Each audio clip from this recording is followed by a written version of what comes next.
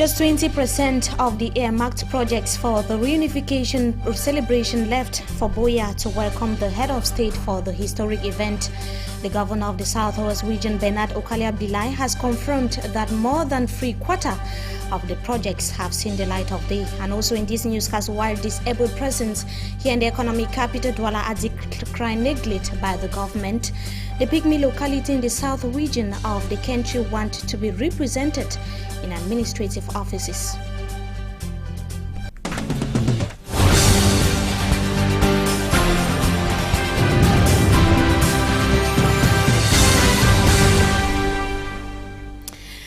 Good evening to you viewers. We thank you so much for joining us in this edition of the 6 p.m. newscast on Equinox Television. Let's begin right away here in the economic capital Douala. Some local inhabitants around Boulevard de la République, Axolu Bepanda, today invaded the premises of the Douala City Council, demanding justice to take its course.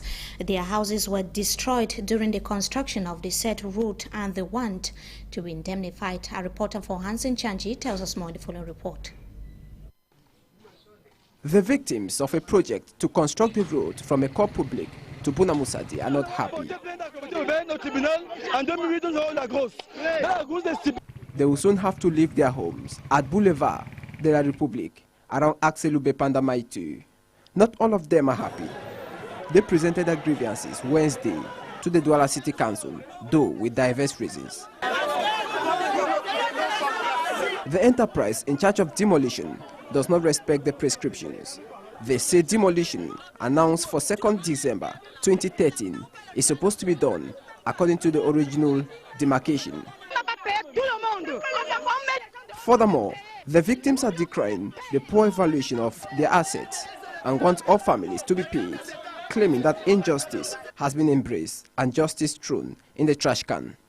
At the Douala City Council, where the victims gathered to present their grievances, they were received by the 4th Deputy Government Delegate to the Douala City Council, who assured them that houses will not be destroyed without identification.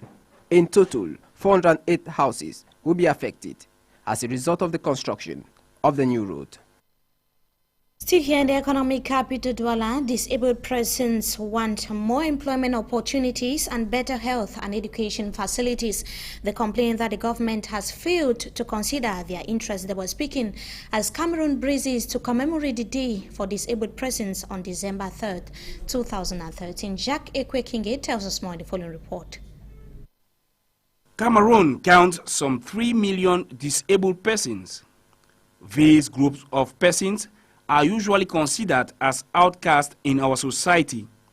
It is on this backdrop that the United Nations decided to put aside December 3 to focus on issues that affect people with disabilities worldwide. In the littoral region, for example, most persons living with disability have been reduced to beggars. Some of them we talked to on the streets of Douala say they wish that the government should create more job opportunities for the disabled, to make them more self-sufficient and also to provide them with better education and health facilities. This group of persons had the opportunity of presenting their plights to the head of state during his recent visit in the littoral region. Jean-Pierre Foupa, president of Young Handicaps of Cameroon, says the president of the republic during the audience promised to see into their problems. Il a promis de faire ce qu'il pourra pour nous faciliter la tâche. These disabled persons have also decried the treatment they usually receive from the public. For example, there are no specialized passage for persons with disability in most of government offices in the economic capital, thereby making it difficult for them to access administrative services. Also, the problem of transportation is a nightmare to these individuals. As persons living with disabilities prepare to commemorate the day in their honor, government and stakeholders should transform words into action to better their living conditions. Persons with disabilities wanting to be represented in public offices as well as They want the government to provide health and educational facilities to them. And in the south region of the country, pygmies in the Bipindi locality of the south region, as earlier indicated, they want to be represented in the council as well. They have complained that no pygmy native has been given a post of responsibility in the Bipindi council, and it should be noted that they were speaking during the installation ceremony of the new mayor of the said locality. Pamela Ndukong tells us more in the following report. Though fully present in the installation ceremony, the pygmy population of Bipindi expressed dissatisfaction with the new executives in that the pygmy are not respected in the council.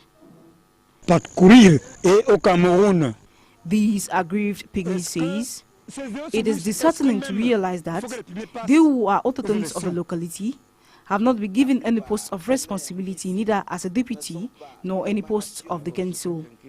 The pygmies, who are a minority population, are denouncing the non-respect of the law protecting minority groups. Since the creation of the Bipindi Council, no pygmy has ever been made mayor or even a councillor. But in countries like Rwanda, Democratic Republic of Congo and Burundi, pygmies occupy important posts of responsibility. But the revendications seem to have fallen on deaf ears. Authorities carried out with their installation ceremony. The pygmies remained in disillusion. A few dance groups displayed the culture of the locality. Pamela Ndukong ending in that report. We stay with you, Pamela, still in the south region of the country, to talk about an estimated 6% of the total population in Kribi that are living with HIV and AIDS. The facts and figures were reviewed during the HIV and AIDS sensitization campaign, which was organized by the Ministry of Youth and Civic Education. Kribi, a town situated in the south region of the country, is said to be a risky zone plagued with several diseases, especially HIV and AIDS. 6% of the population is reportedly contaminated with the HIV virus, according to health officials. The Ministry of Youth and Civic Education has organized a 2-week seminar to sensitize young people on the prevalence of HIV/AIDS virus and how to fight against AIDS. The seminar, which involves youths between 10 to 23 years, is a forum for young people to also be taught on the dangers of premarital sex and unwanted pregnancy. Most youths have been found to involve themselves in promiscuous sexual relationships. Young girls at times drop out of school with an unwanted pregnancy or infections. But the youth will make a better option if they concentrate more on studies and build their capacities to face a challenging future.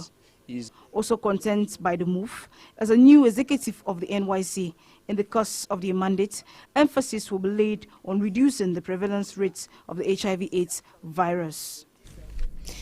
Now we take you to the central region of Cameroon. Hearing is underway at the Supreme Court on the case pitting some government officials and the government and the state. The former Secretary General or the former General Manager of ECOM, that is Emmanuel Gerard Ondondong, who was slammed a 60-year jail term of embezzlement of 79 billion francs CFA, was also expected before judges, or to appear before judges of the Supreme Court in the central region of Cameroon today, and Mr. Ondondong has pleaded not guilty. And it should equally be noted that Michel Teria Tangana and also Titus Ezwa were awaited at the Supreme Court. They are demanding the annulment of the jail sentences that were slammed on them. They are accused of embezzling public funds. And the jail sentences, or the jail sentence of Michel Thierry at Tangana, has been highly contested by France, which has on several occasions demanded for his release. He was slammed a 20-year jail term after he had served 17 years in prison. The committee lobbying for his release have decried injustice. And Befokwa comes back to the circumstances surrounding his detention in this report. Review of the case of Michel Thierry Tangana was postponed following the awaited court date set for Tuesday, November 26th, following an October adjournment. It has been over 16 years since Michel Thierry Tangana was detained for allegedly embezzling funds from Cameroon State Treasury while serving as director of the Steering and Monitoring Committee for Road Contracts following an appointment by President Paul Biya. Sympathists of Tangana say he was put in prison due to his close relations with the former Minister of Public Health Titus Edzoa, who resigned from the government and contested for the presidency in 1997. Having become a national of France in 1988, the French government was brought to take a keen interest in Atangana's detention, which saw his conviction to 15 years in prison in the absence of legal counsel on May 12, 1997. France, strangely, did not intervene in the case of their citizen until 2010, when the newly appointed French ambassador to Cameroon, Bruno Gagne, drew attention to the case of Terry Atangana with consular visits to his cell in the basement of the Ministry of Defense. Jacques Lang, the former French foreign minister, pushed the case before the incumbent minister Alain Juppé in June 2012, including the socialist MP Michel Destot. The following year in February, the Deputy Chief of Staff of the French Secretary of State for Foreign Affairs, François de Coste, accompanied by Patricia Paracchini, Vice Consul of the French Embassy in Cameroon, made another consular visit to meet with Atangana, causing many to believe the continued desire for transparency would result in his release. Contrary to the expectations of when Atangana was expected to be released in October 2012, he was resentenced to an additional 20 years in prison on charges consistent with his original sentencing, which the Mfundi High Court of Yaoundé argued were different. French President François Hollande, commenting on the trial early in June 2013, described the judicial procedure in Atangana's case as unacceptable. The recent adjournment of the court review is being interpreted as a ploy to continue to delay justice. While awaiting the next hearing, Michel Terry Atangana's supporters can only pray the Supreme Court will accept the defendant has been properly corrected and allow him to go free. And as we announced in the headlines, official reports from Buea is indicating that the Southwest region is ready to welcome the head of state for the reunification celebration. The president of the local organizing committee of the historic event gave the reassurance during an evaluation meeting which took place yesterday in that part of the country. Bernardo Kalia-Bilai put the execution rate of the reunification projects at 80%, but the amphitheater and reunification monuments, which are key projects to host the events, are still to be completed. Meanwhile, students and pupils have intensified march past rehearsals ahead of the celebration. We take you right away to news out of our national boundaries. We take you to the Central African Republic. To be more precise, the French government is awaiting approval of the UN Security Council to increase its troops in the Central African Republic. The political unrest that ousted the president, Francois Bozize, to put in place Michel Djotodia has left a high level of insecurity, putting the African country on the verge of collapse. Let's have the details of the report with Franz Venkat. The French contingent in the Central African Republic could more than triple in size. Reinforcements will join the 400 or so troops currently deployed once Paris gains approval from the UN Security Council sometime next week. France's foreign minister said the mission is threefold. First of all, to come to help in a horrendous humanitarian situation. Then re-establish security in a country that's in the process of imploding. And thirdly, allow a political transition. And thirdly, because the authorities there are interim. The Central African Republic fell into chaos in March when the mainly Muslim fighters of the Seleka rebels ousted President Francois Bozize. The United Nations has followed France and the US in warning that things could deteriorate seriously. If this situation is left to fester, it may develop into a religious and ethnic conflict with long-standing consequences, even a civil war that could spread into neighboring countries. Amnesty International told France 24 that civilians were getting caught up in killings by both sides in the conflict and that intervention was needed. Yeah, definitely we need more. We need more troops, more logistic and everything to make sure that civilians are protected in Bangui and in other parts of that country. But this is a good decision for France to ensure that at least the force are deployed as soon as possible. Since March, more than 400,000 people have been internally displaced and 68,000 have fled to neighbouring countries. News out of Cameroon. We stay out of our national boundaries. This time around, we take you to Germany. After 18 hours of deliberations, the German Conservative Party, or Conservative Party rather, led by the Chancellor Angela Merkel and the Social Democrats have agreed on a coalition government. In reaching the agreement on the formation of the government, the two parties included a national minimum wage and decision not to raise taxes as part of their blueprint. Let's have the details of that report with the Dutch Velen TV. Just hours before dawn, Angela Merkel's... For this segment of the news, up next is Talking Point.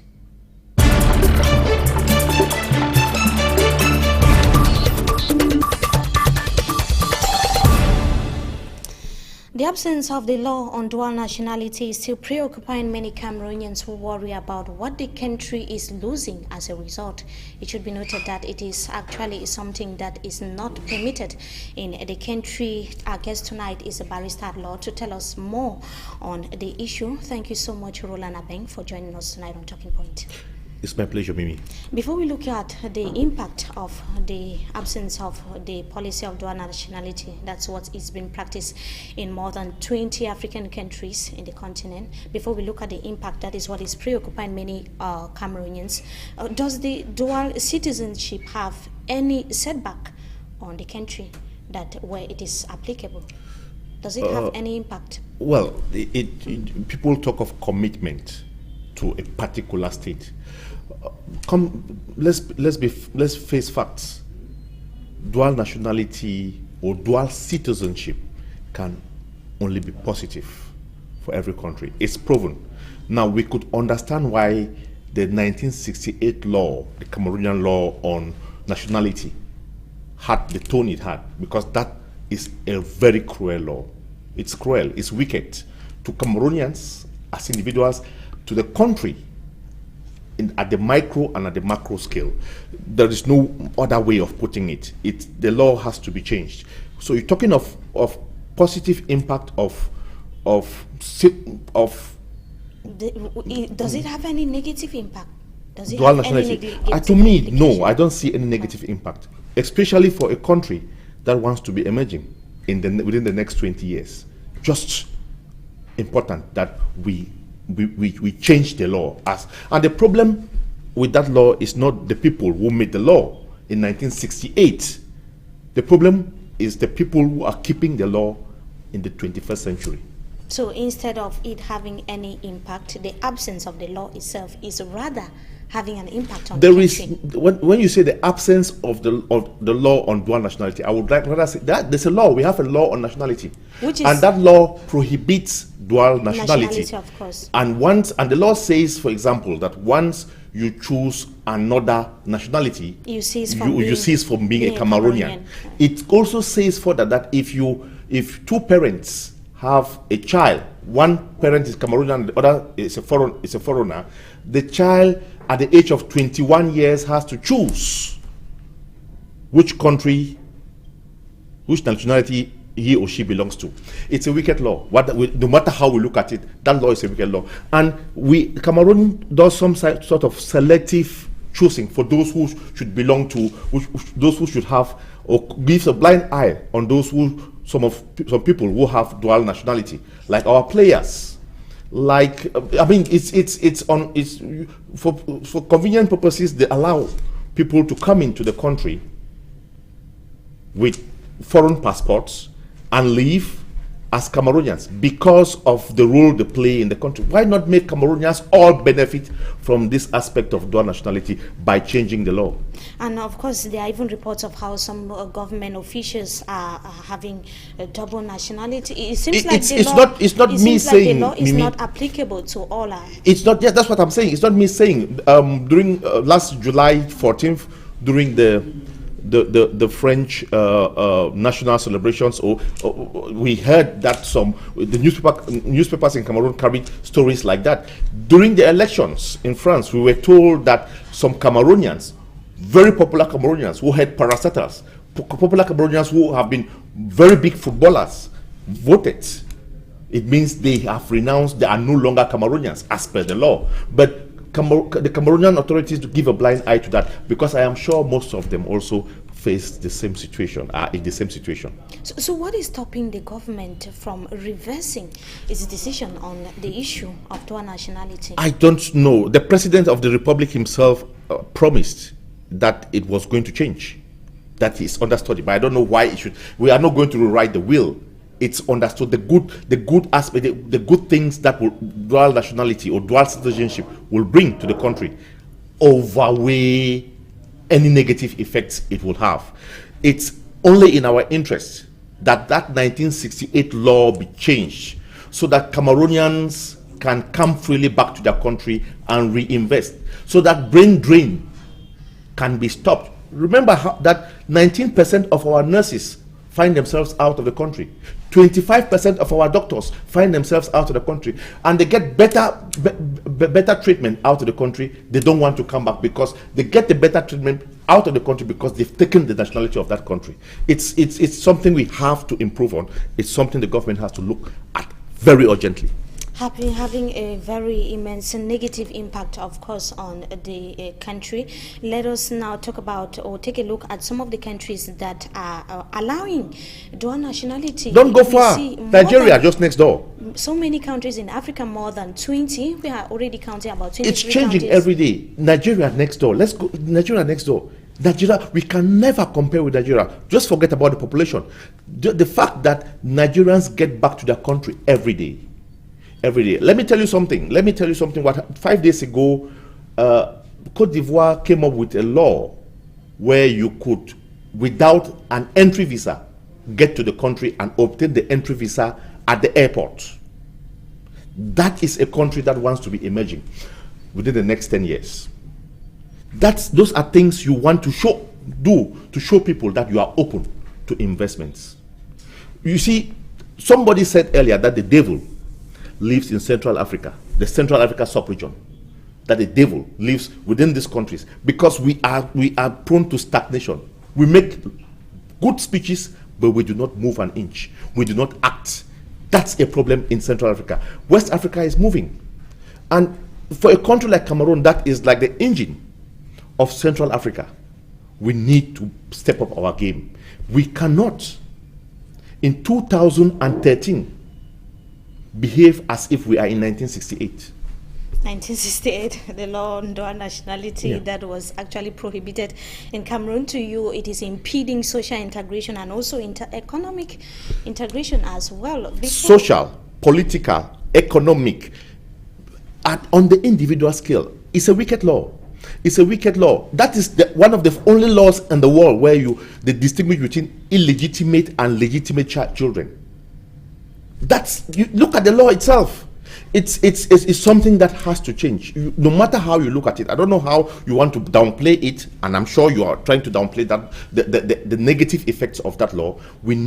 I don't know why the country or the authorities are afraid to change the law. It's easy to change. There are nationality laws that can just be copied. Why should they be afraid to change? No, I said I don't know. Your guess could be as good as mine, but I think that they don't need much reflection. Dual nationality exists all over the world. They can just look at the good effects, make the law implemented. Before we go, Barrister, we would like to have one or two impression or appreciation on the crisis that is taking place in the East region between Cameroon and the Central African Republic. So far, many lives have been lost, more than 5 already, and that's 1 day ago. We're talking about an individual that was killed this time around in the Beke village, still in the East region, by some alleged members of the Seleka group. What's your reaction? I don't know much about the details you just mentioned, but the issue of Central Africa, the situation of that country today, it's really regrettable. It's regrettable because we are affected. First thing, Cameroon, what is going on in the eastern province at this time is clear proof that there's a spillover effect to Cameroon. Now, my problem is that countries are almost always in turmoil. But why should CEMAC, why should the African Union not react promptly and effectively? Why should we always say that the West should not tell us what to do, and when it comes to crisis like this, we cannot take care of our own crisis? The Central African crisis is a Cameroonian crisis. Whether you like it or not, we cannot run away from it. And the faster we handle it, the faster we arrest the situation as a country, as a sub-region, and as a continent, we'll have problems. How do we handle it? Beefing up security? I am sure that Bozizé left with the complicity of a country. That Chad played a hand in Bozizé's exit.